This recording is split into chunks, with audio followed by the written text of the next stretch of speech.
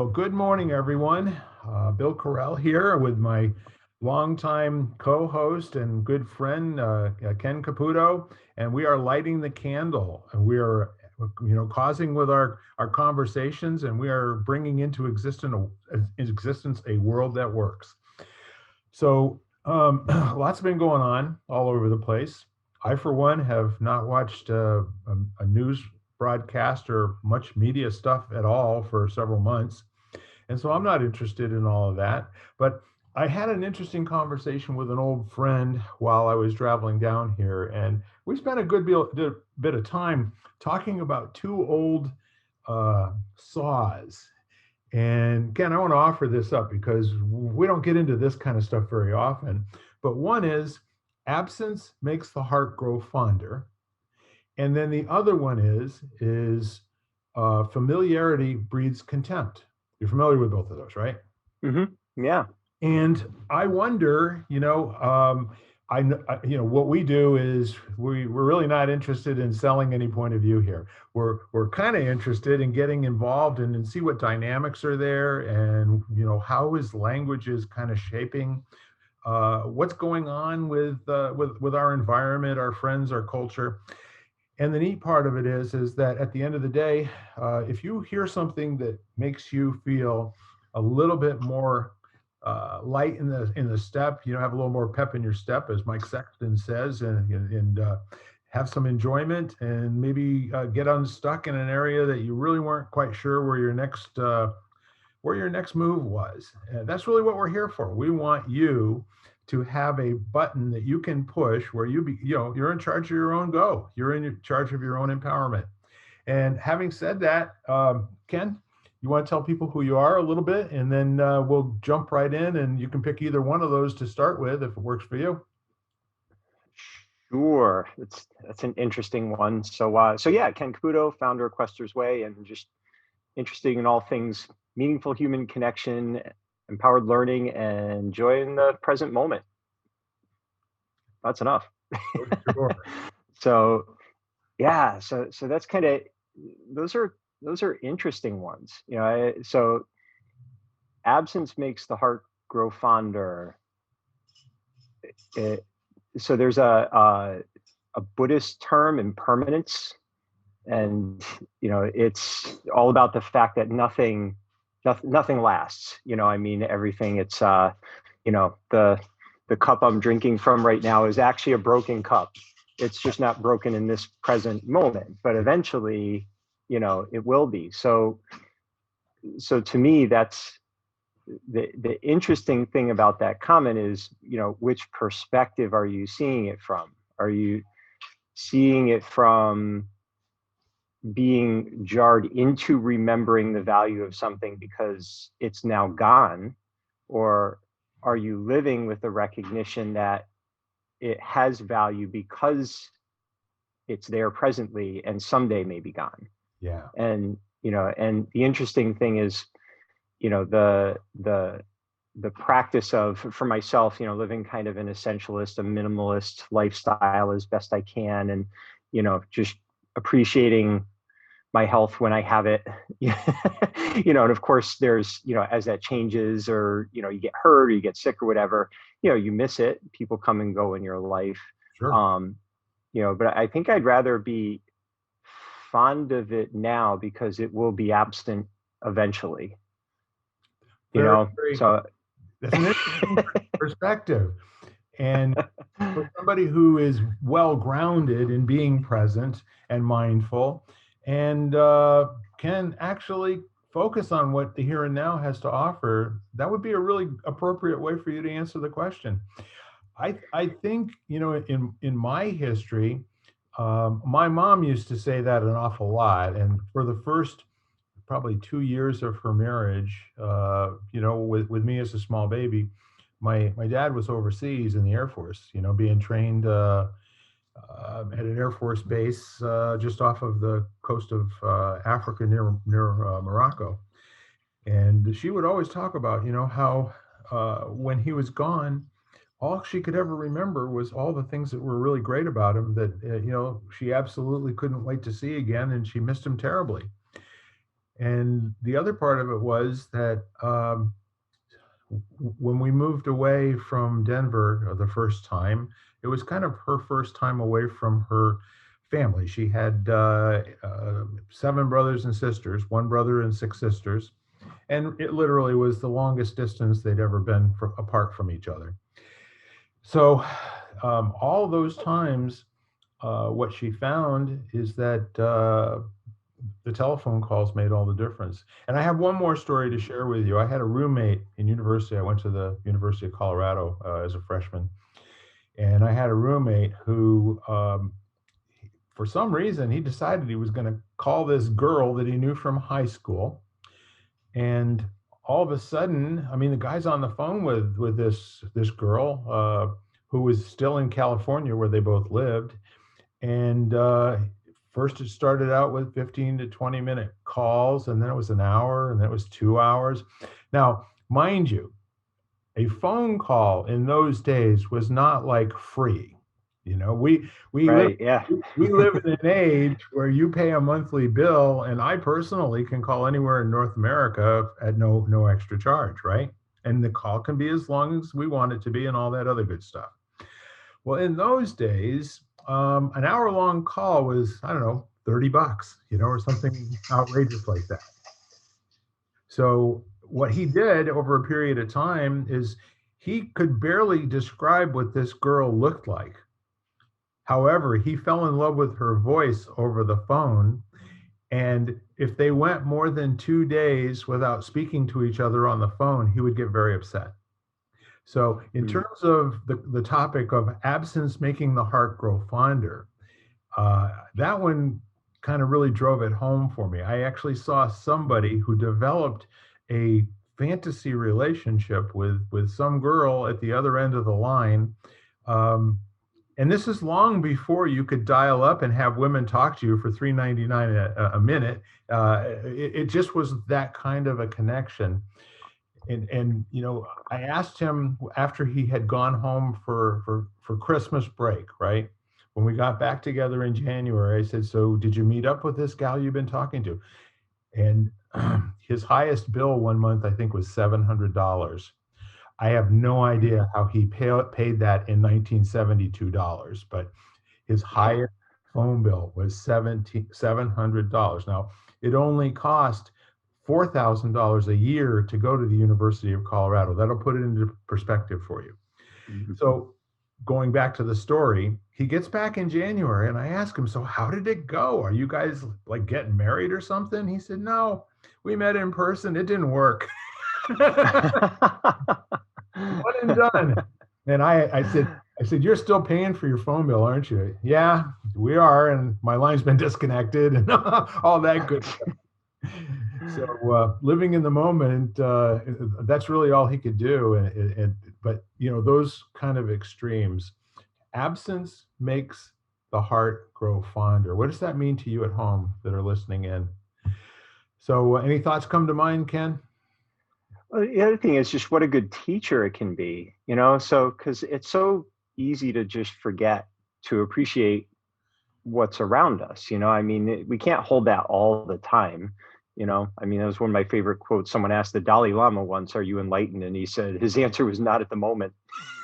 It's like, okay, good. Yeah.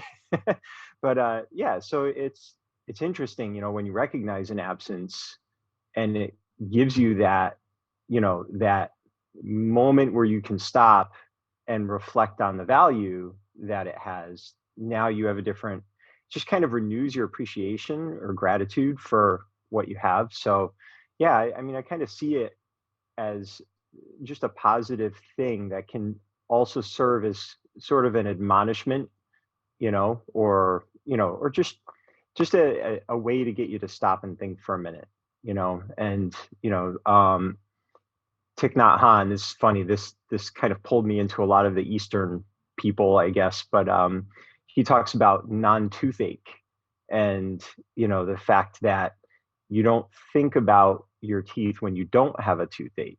Right. And maybe you should, and just value the fact that your teeth don't hurt, that they're, so it's like so often It's funny. I was just interviewing someone yesterday about, they go way back with media. They're in radio and, they did news for a long time through decades. And they were saying that, one of the things they learned early on was no one wants to hear about the thousands of planes that land successfully. They want to hear about the one that crashed, and that's newsworthy. So, so isn't it interesting that we're almost by nature, we have to be vigilant about the things that spark fear or alarm, because we have to recognize that our nervous system has to respond to that, but it can pull us into a state that can be intentionally or unintentionally reinforced by, media or, people in our circle, whatever.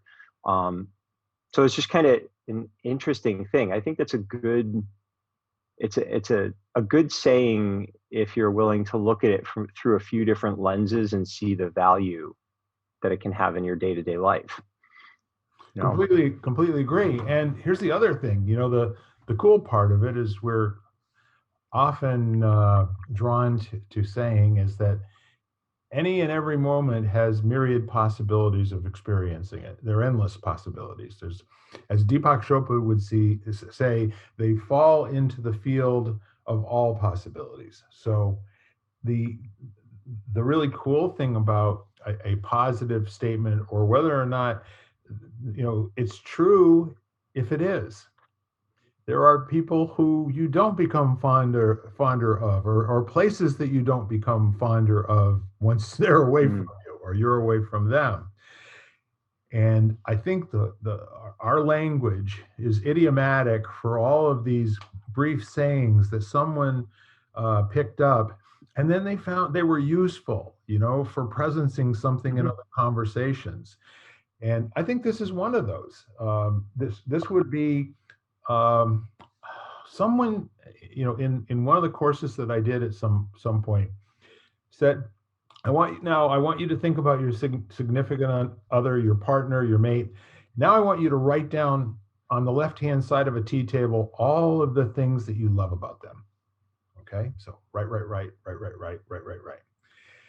Okay, everyone done? Good. So now on the right-hand side of the tea table, I want you to write down all of the things about them that you're not quite so much in love with, okay? Annoying little this, that, and the other thing, and right. So when we get done, he says, now, which of the two people that you've just written about do you most appreciate? And so somebody put their hand in the air, and they were very, very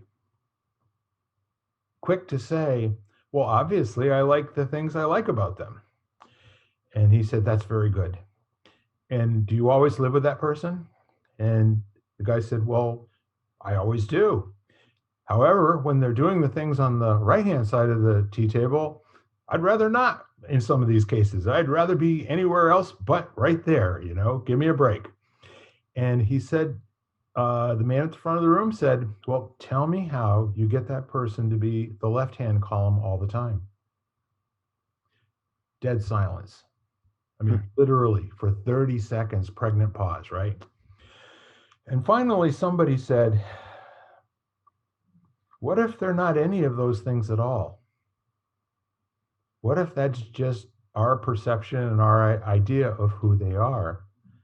And this just goes back to that thing that we say over and over and over again. What choice do you and I have in a moment to experience it differently than when it's giving us pain or sorrow or grief, if we don't want to do that?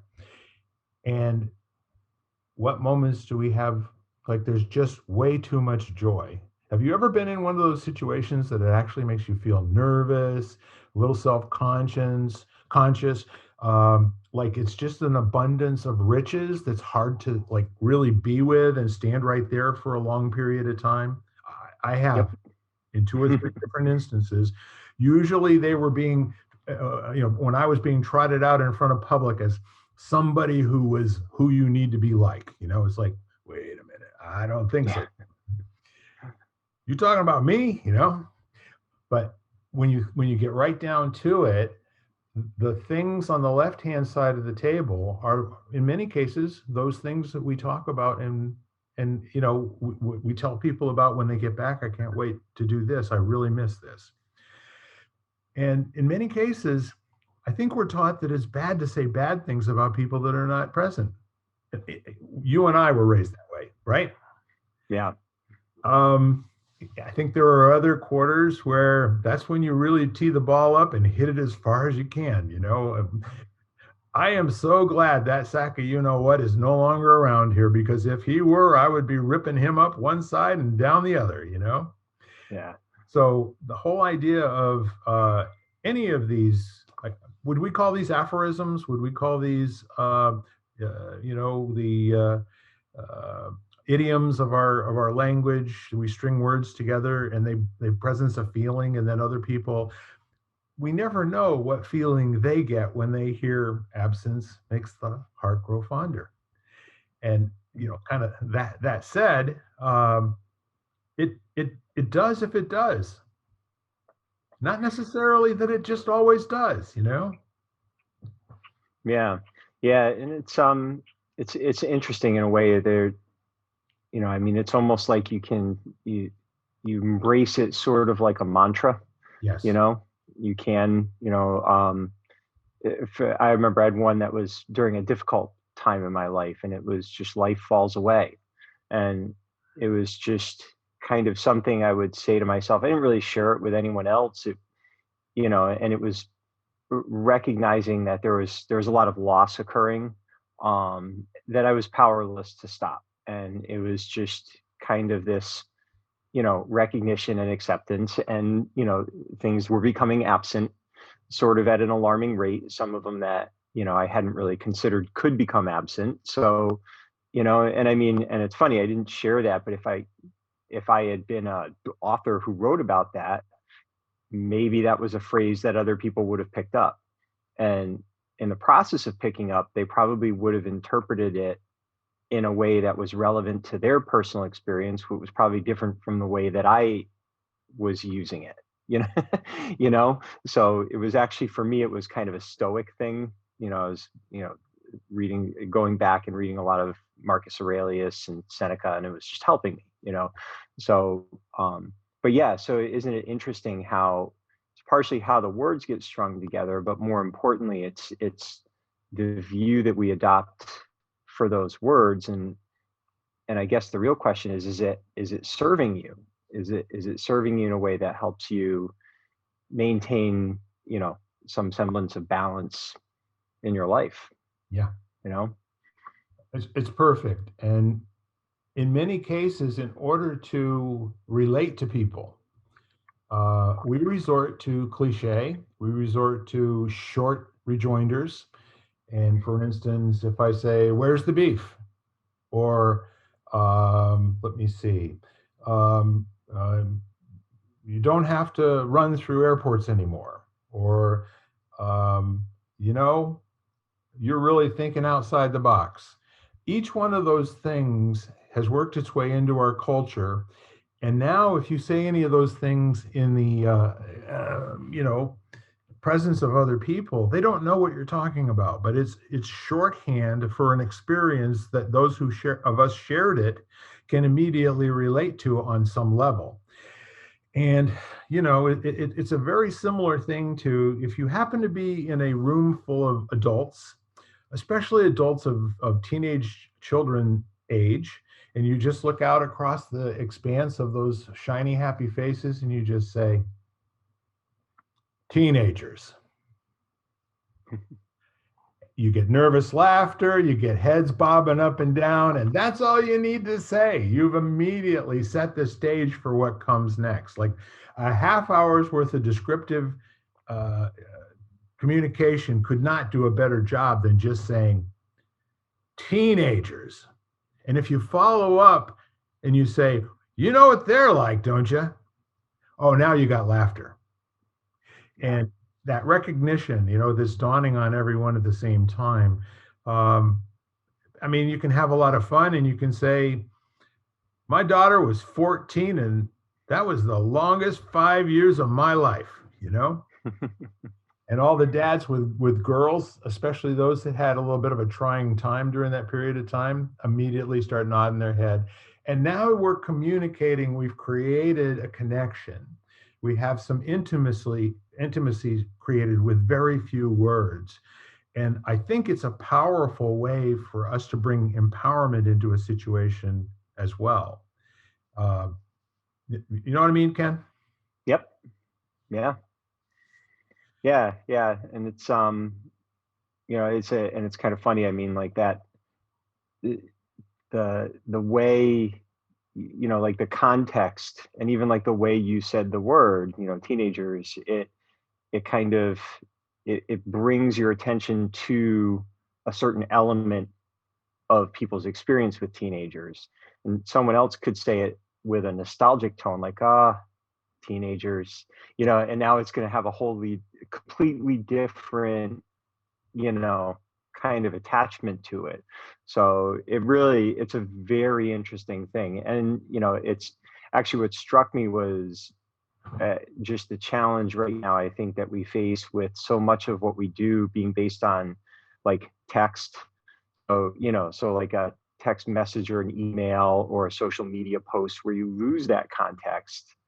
And, I think that's why emojis are so popular, to try to, create a little bit more of a context so that you don't lose it. But you can see where it can lead to a lot of miscommunication because you don't have the presence of that tone and context to appropriately interpret what someone's actually saying. So, Yeah. yeah.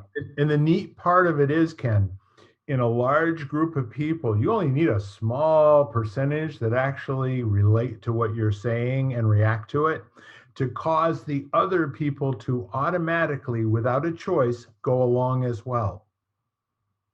Yeah. Have you ever noticed Yeah. that? Oh, yeah. Yep. Yeah. And have you done any public speaking? Large groups, Yeah. 100 Yep. people, 300 people, that kind of thing? Oh, yeah. Yeah. If you notice that people are kind of checking their watch or doing other things, everybody who stood in front of large groups of people has seen that, right? Where they're clearly Mm. paying attention to something other than you.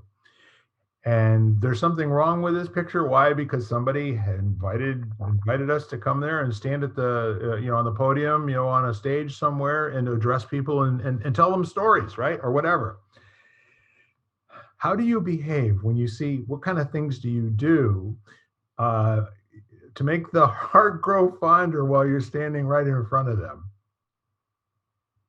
Well, actually, it's kind of funny because I'll done probably a disproportionate amount of speaking in front of teenagers, Yeah, which can, can be, they can disengage pretty easily, especially if, it's a school function or something where they're not really that excited to be there. sure. So, so I recognized two things.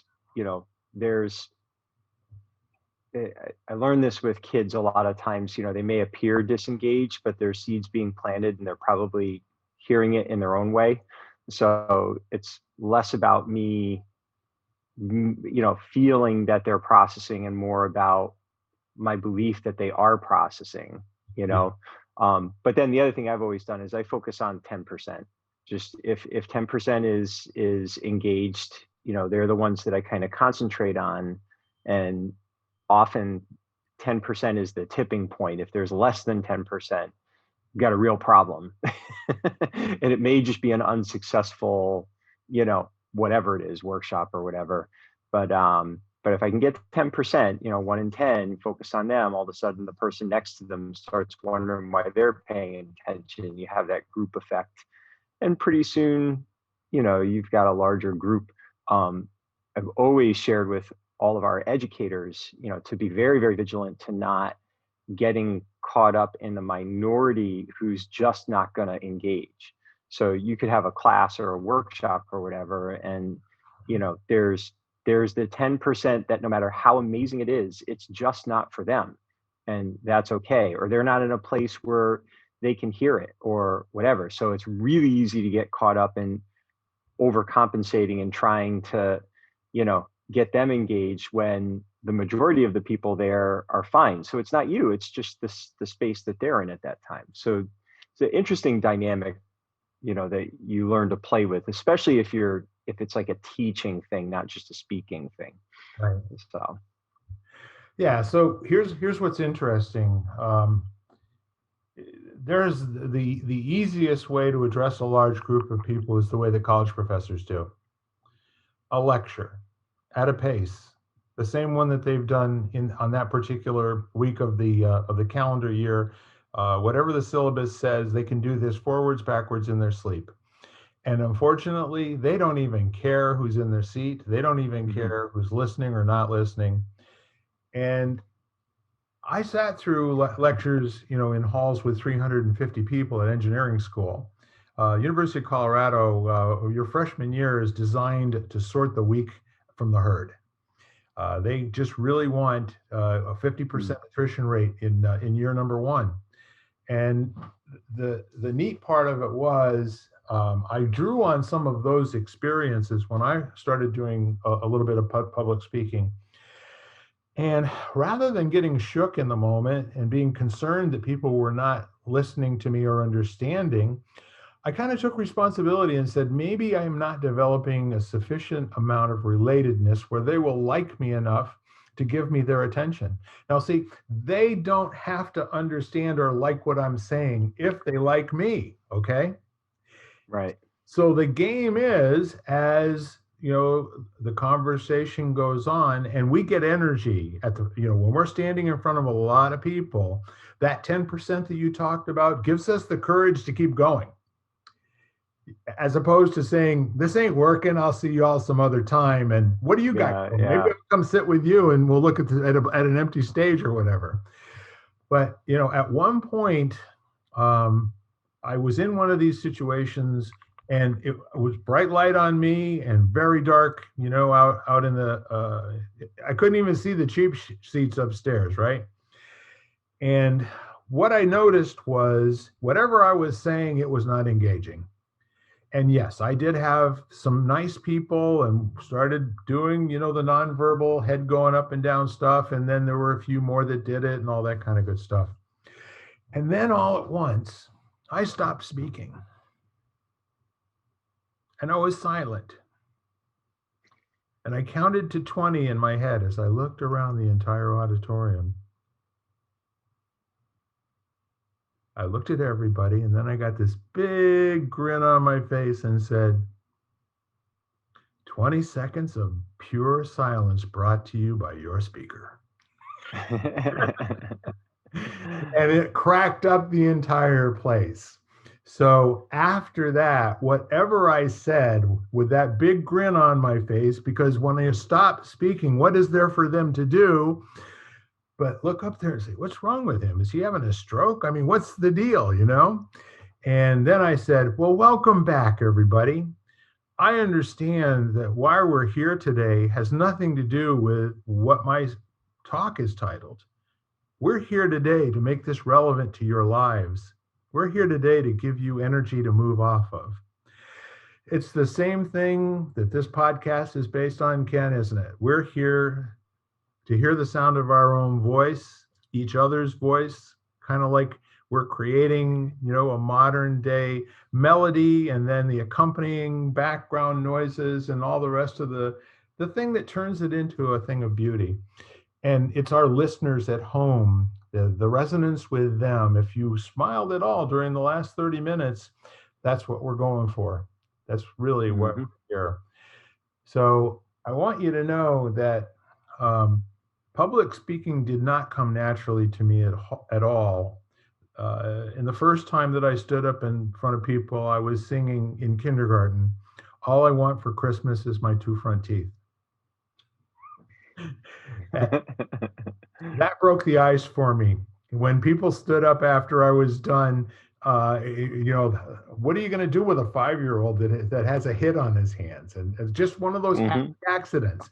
I didn't have 2 front teeth. I lost them both at the same time, and that's why I got to sing that song. I don't even know if I could carry a tune at that point, but everyone really had a good time. So we're really just kind of stitching around the edges of happiness makes the heart grow fonder. And I've heard several other derivations of that that don't have the same meaning to me when I hear them. But it's kind of like when somebody says out of the box, their thinking is out of the box, or the the proof is in the pudding. Okay, guys, let me go back and tell you about the important part about those two things and how they started. The thinking was not out of the box, because out of the box back in the 80s and 90s meant off the shelf, plain vanilla, might not even have a branding on it. Okay, that's what an out of the box was. Outside the box was you're no longer constrained by 4 sides or 6 sides or 8 sides or whatever it might be. You're outside of that with total freedom, to expand and explore and, try things out. And then the other thing is, the proof is not in the pudding, my friends. It never has been in the pudding. The proof of the pudding is in the eating. That's a very huge distinction, and it's very important to the whole process, which tells you if the proof is in the pudding, you don't even have to have any pudding present. And what good is that if you can't test the pudding, So I really think that it's kind of cool that we've lived long enough, or I've lived long enough, to find the axioms and aphorisms and blah-de-blah that we were growing up with and took for granted as just part of the background.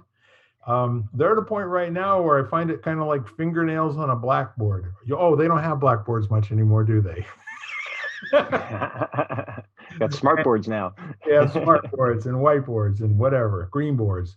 So any other thoughts on this one before we kind of wrap up at the top of the half hour and get started on the next segment?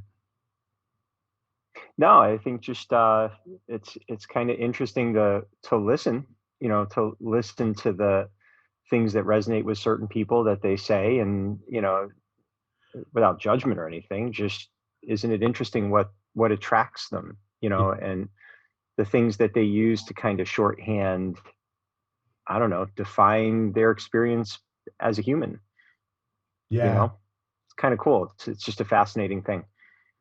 Yeah. So I guess the last one that I want to do, just to kind of mention before we go, what does this mean to you? Namaste. Bye-bye, folks. We'll be back on the other side. Come see us and listen. You've been listening to Lighting the Candle, a world that works, part of the Exvadio Podcast Network. You can hear us at exvadio.com/podcasts, Apple Podcasts app, Google Play, Spotify, iHeartRadio, Stitcher, and wherever you find podcasts.